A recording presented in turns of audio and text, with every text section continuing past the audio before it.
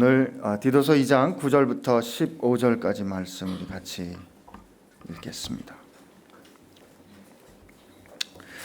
시작. 종들은 자기 상전들에게 범사에 순종하여 기쁘게 하고 거슬러 말하지 말며 훔치지 말고 오히려 모든 참된 신실성을 나타내게 하라. 이는 범사에 우리 구주 하나님의 교훈을 빛나게 하려 함이라. 모든 사람에게 구원을 주시는 하나님의 은혜가 나타나 우리를 양육하시되 경건하지 않은 것과 이 세상의 정욕을 다 버리고 신중함과 의로움과 경건함으로 이 세상을 살고 복스러운 소망과 우리의 크신 하나님 구주 예수 그리스도의 영광이 나타나심을 기다리게 하셨으니 그가 우리를 대신하여 자신을 주심은 모든 불법에서 우리를 속량하시고 우리를 깨끗하게 하사 선한 일을 열심히 하는 자기 백성이 되게 하려 하심이라. 너는 이것을 말하고 권면하며 모든 권위로 책망하여 누구에게서든지 업신여김을 받지 말라. 아멘. 오늘 읽은 이 말씀의 시작은 종들에 관한 권고의 말씀으로 시작이 됩니다. 종들아, 노예들아 이런 뜻이죠. 종들은 자기 상전에게 범사에 순종하고 기쁘게 하며 거슬러 말하지 말고 훔치지 말며 오히려 모든 참된 신실성을 나타내게 하라 이런 말을 합니다. 바울이 종들에게 이렇게 편지를 쓰고 자기가 종된 직분을 신실하게 잘 하라고 썼기 때문에 사람들은 바울은 노예 제도를 인정했다 이렇게 비판하기도 합니다. 그러나 여러분 생각해 보십시오. 오늘 우리 삶 가운데 노예 제도라는 말이 없었을 뿐이지 사실 우리 삶이 여러 가지 이유에 얼마나 붙잡혀 살고 있습니까? 바울이 이 당시의 사회에서 상황에서 노예란 없다, 노예란 없다라고 그 제도를 붙잡고 제도를 어떻게 바꾸려고 싸우는 것이 바울이 해야 하는 일이었는가? 그렇지 않습니다. 바울은 그렇게 보지 않았습니다. 그러나 바울은 이 시대를 이미 뛰어넘는 하나님 앞에서 온전히 하나 될 수 있는 비밀을 그 당시에 바울은 이미 보았습니다. 예를 들어보면 골로새서 3장 말미에 보면 종들에게 비슷한 권유의 말씀을 하는 걸 볼 수 있습니다. 3장 22절에서 25절까지 말씀을 보면 그렇게 돼 있습니다. 그러나 이어지는 4장 1절의 말씀에 보면 제가 미리 찾아놨는데요. 이렇게 돼 있어요. 골로새서 4장 1절에 상전들아 의와 공평을 종들에게 베풀지니 종들을 과거의 종들이란 자기 소유였기 때문에 내 마음대로 할 수 있는 물건으로 여겼습니다. 그런데 의와 공평으로 종들에게 베풀지니 주인들에게 말합니다. 너희에게도 하늘의 상전이 계심을 알지어다. 모든 주인 되었다는 사람들에게도 결국 하늘의 하나님이 그들의 주인이므로 너희들은 하나님의 종이니까 하나님께서 너희에게 원하시는 뜻대로 행해야 되지 않겠니라고 바울이 권고하는 것이죠. 그러나 이 바울의 권고는 나가서 빌레몬서에 보면 빌레몬과 오네시모라는 주인과 도망나간 종, 반역한 종의 관계를 예수 그리스도 안에서 형제의 관계로 회복시키는 그 바울의 모습을 볼 수 있습니다. 그러므로 이 뒤에 우리 11절의 말씀에도 나오지만 복음 안에 있을 때 진정 우리에게 자유와 함께 하나님 앞에서 온전히 같아지는 회복이 있는 줄로 믿습니다. 근데 이 종들에게 권고할 때 어제도 말씀드렸지만 왜 너희들이 이렇게 신실하게 해야 되고 잘 살아야 하는가? 이는 범사에 우리 구주 하나님의 교훈을 빛나게 하려 함이라 이렇게 말하죠. 이렇게 하려면 종들이 어떻게 해야 하겠습니까? 나는 그리스도의 사람입니다 라고 자신이 그리스도인 된 것을 드러내야 합니다. 여러분은 직장 생활 하시면서 어떠십니까? 혹은 사업체를 운영하시는 분들이 계시다면 이 기업은 믿음의 기업입니다. 이 기업은 하나님의 소유된 기업입니다. 나는 예수 믿는, 예수 따르는 사람입니다. 이렇게 고백하십니까? 직장이 아니더라도 주변 사람들에게 나는 예수 믿는 그리스도인입니다. 이렇게 고백하십니까? 병원에서 제가 목사인 거를 압니다.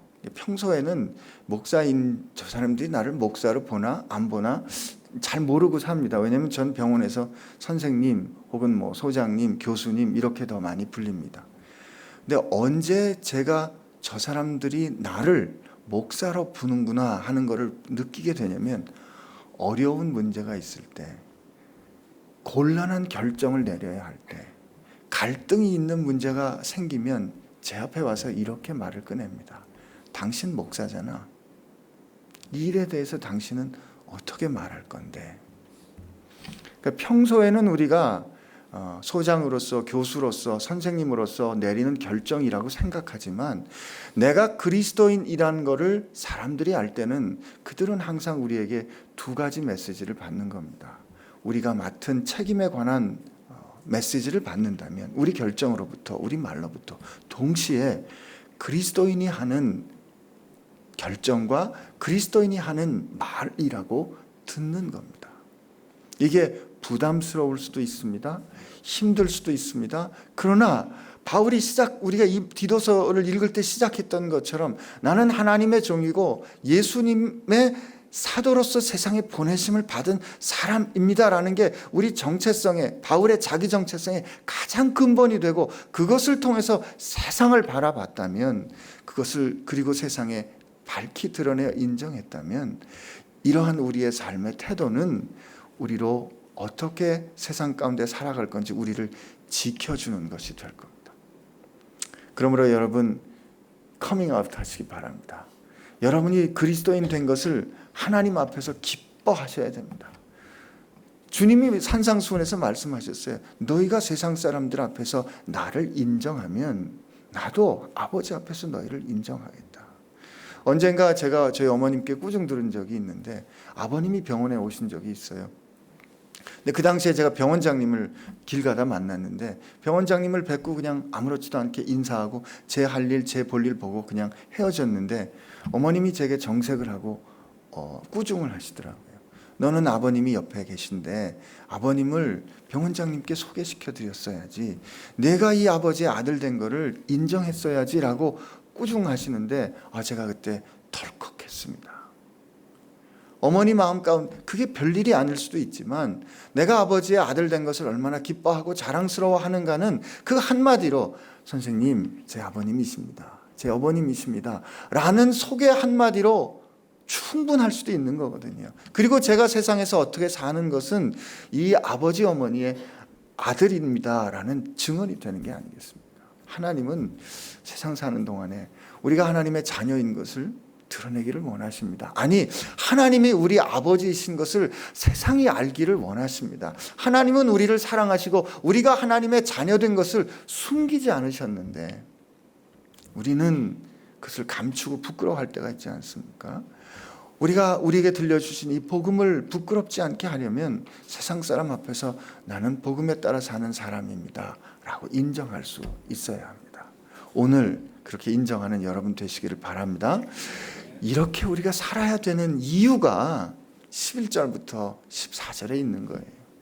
근데 이 성경 말씀, 우리 11절 말씀에는 이렇게 돼 있잖아요. 모든 사람에게 구원을 주시는 하나님의 은혜가 나타나, 이렇게 되어 있는데 원래 성경 말씀의 순서에 보면 이렇게 돼 있어요. 하나님의 은혜가 나타났기 때문에. 이게 첫 번째입니다. 우리가 앞에 사도 바울이 이렇게 권고했던 이런 삶을 때론 힘든 것 같지만, 실제로 힘들지만 이렇게 살아내야 하는 이유는 하나님의 은혜가 우리 가운데 나타났기 때문에 그렇습니다. 그럼 이 하나님의 은혜가 나타났다는 것이 무엇입니까? 하나님이 하나님의 독생하신 아들의 영광이 우리 가운데 임하신 게 뭐예요? 말씀이 육신이 된 것이 곧 은혜 아닙니까? 은혜와 진리가 충만하다 그러지 않았어요? 하나님의 은혜가 우리 가운데 완전하게 드러나신 사건이 예수 그리스도의 오심과 예수 그리스도의 사건이죠.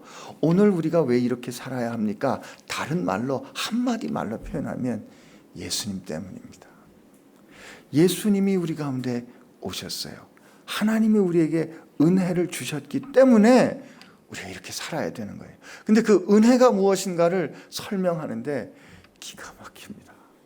이 은혜는 첫째, 모든 사람에게 구원을 주시는 은혜입니다. 아멘이시죠? 자격, 이 3장에도 나오지만 내가 누구인가가 중요하지 않습니다. 내가 어떤 형편에 있는가가 중요하지 않습니다.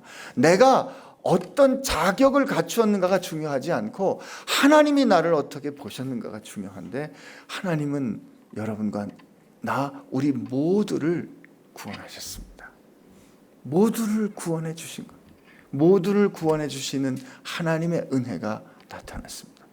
주님은 모든 사람을 구원하실 수 있습니다. 그러므로 여러분 주변에 문제에 빠진 사람 있으십니까? 여러분이 아무리 권고해 주려고 해도 잘 안 되는 분 있습니까? 한 가지 방법, 확실한 방법이 있습니다. 주님께 소개해 드십시오. 주님 앞에 데리고 나오시면, 주님과 만나게 하면 문제는 해결됩니다. 아멘이시죠?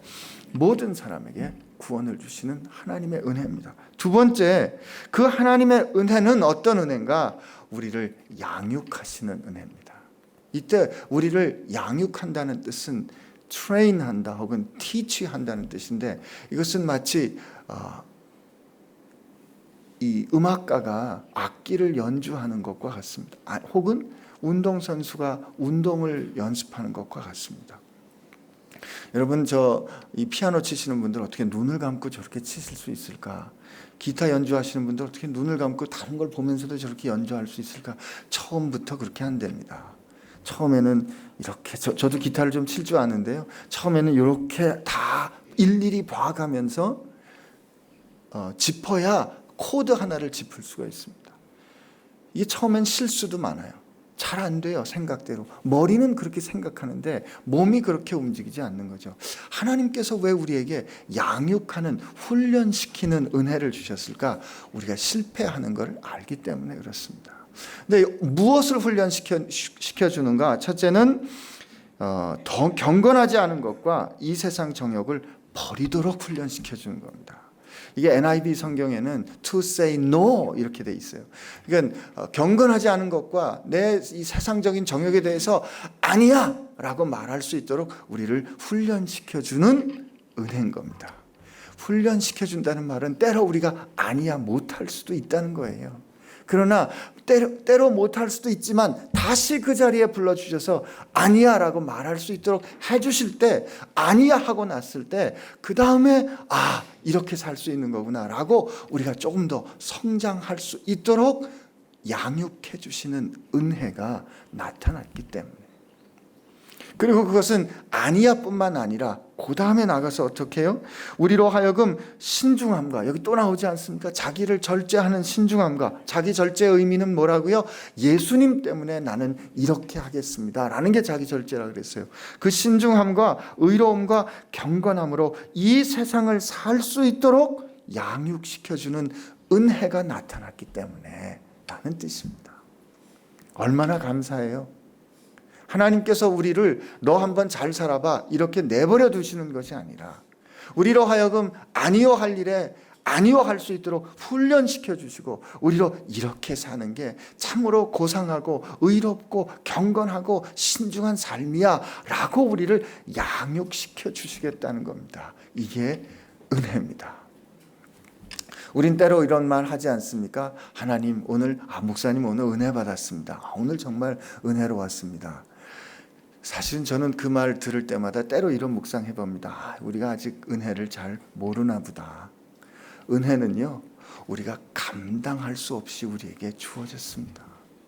여러분, 우리 그 밴댕이 소갈딱지 같은 영혼의 그릇에 은혜를 참았다 말았다 조금씩 더하고 더하는, 이게 하나님의 은혜가 아닙니다. 하나님의 은혜가 예수 그리스도라면 그것은 이 온 우주를 다 주어도 바꿀 수 없이 크고 놀라운 은혜가 우리에게 주어진 거예요. 우리가 은혜 받았습니다라는 표현을 하는 건 뭐냐면, 그 은혜를 오늘 내가 더 깊이 깨달았습니다. 그 은혜가, 이렇게 큰 은혜가 내게 주어졌다는 사실을 내가 오늘 좀 더 확실히 깨달았습니다. 나는 그런 뜻이라고 생각합니다. 우리에게 은혜가 더해진, 하나님께서 우리에게 주신 은혜는 우리 온 전제를 다 드려도 바꿀 수 없는, 비할 수 없는 그 은혜입니다. 근데 그 은혜가 우리로 구원에 이르게 하고 우리로 훈련케 일상의 삶에서 우리로 하나님의 사람답게 살아갈 수 있도록 훈련시켜 주신다고 하니 얼마나 감사합니다. 근데 이런 삶을 살아가는 우리는 어떤 소망 가운데 살아가요? 축복받은 하나님의 소망, 이렇게 되어 있어요. 복스러운 소망이라고 그러는데 blessed hope, 그 축복받은 소망을 기다리는 삶을 사는 것인데, 그 축복받은 소망이란 우리의 크신 하나님 구주 예수 그리스도의 영광이 나타나는 것을 기다리는 겁니다. 우리의 소망은, 하나님 앞에서 가지는 우리의 소망은, 오늘 내가 하나님 이 세상 사는 동안에 내가 하나님 앞에서 원하는 것, 내가 잘 되는 것이 마지막 소망이 아닙니다. 절대 아닙니다. 우리의 소망은 영원토록, 영원에서 영원에 이르도록 비할 수 없이 날마다 자라갈 그 온전한 하나님의 영광에 우리가 동참하는 것, 그때 하나님이 온전히 우리로 밝히 드러내어 내 사랑하는 아들아, 너는 나와 함께 영원한 즐거움을 누리자라고 말씀해 주시는 그날을 우리가 기다리면서 오늘 이 세상을 훈련하면서 사는 것이죠.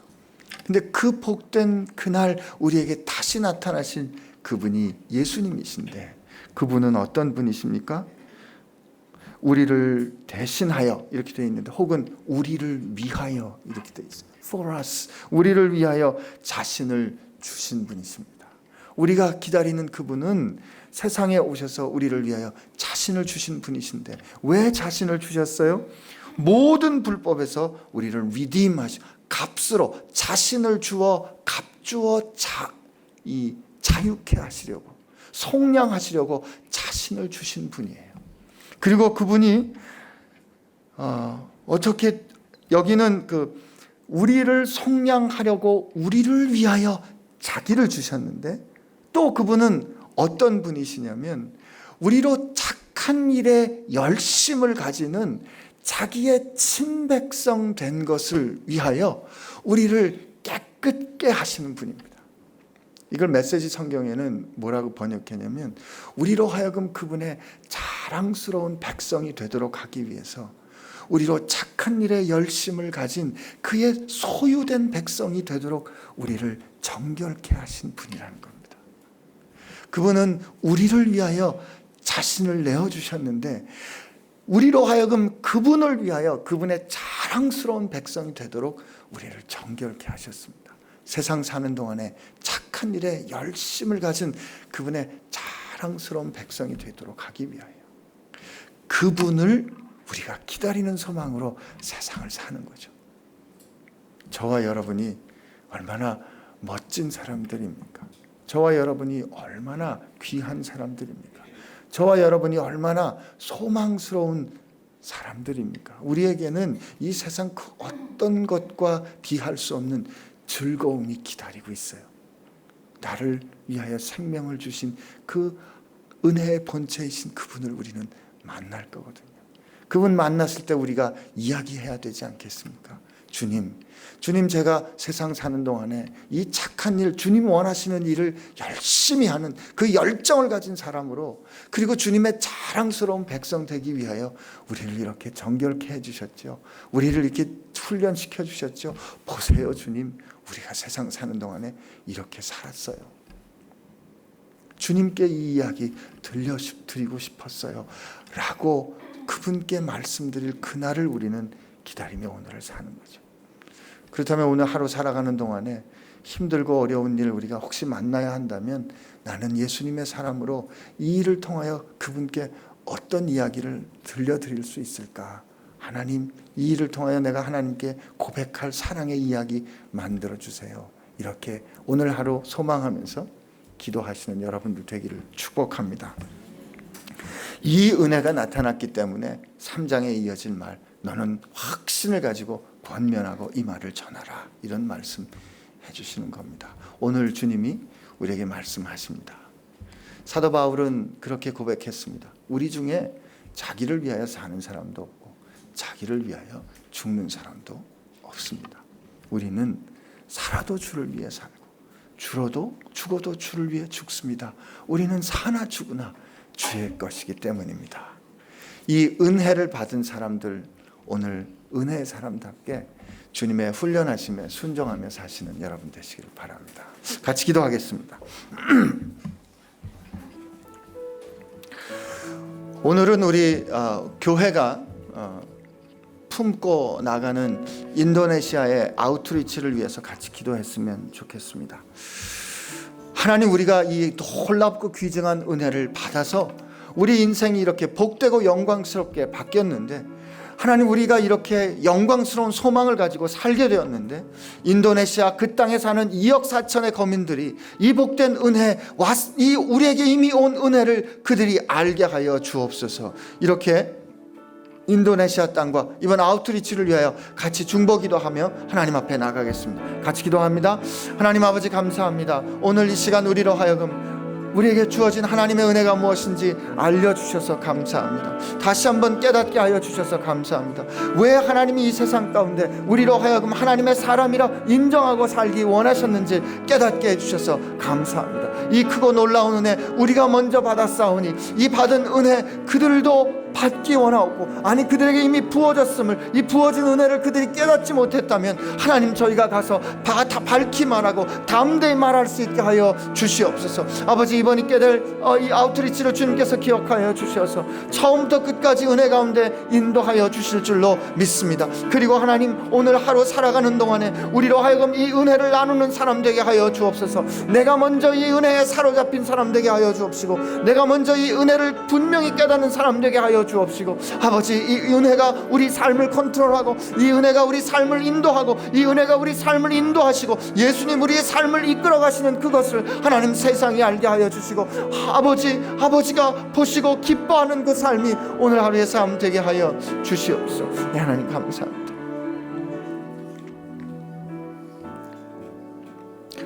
주님, 우리는 자격 없는 사람들이고, 주님, 우리는 은혜 받기에 합당한 사람이 아니었습니다.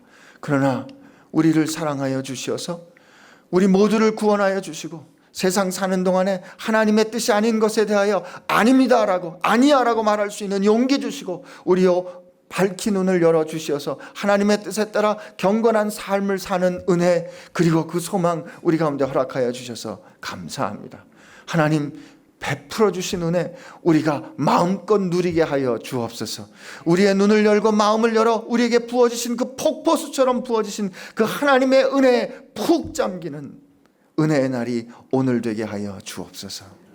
이제는 우리의 은혜 되시고 소망 되신 예수 그리스도의 은혜와 이 엄청난 은혜의 뜻을 이 세상의 기초가 놓이기 전부터 세우시고 그 뜻에 따라 우리를 불러주신 우리 아버지 하나님의 사랑하심과 오늘 우리로 하여금 그 은혜에 따라 일어설 수 있도록, 그리고 하나님의 거스리는 현실에 대하여 아니오라고 부인할 수 있는 용기 주시고, 그리고 지혜를 허락해 주시는 성령님의 힘주심과 인도하심이 오늘 주님의 것 되어 세상을 살기로 결심하는 사랑하는 지체들 가운데, 그리고 저 인도네시아에 있는 거민들 가운데 함께 하시기를 주의 이름으로 축원하옵나이다. 아멘.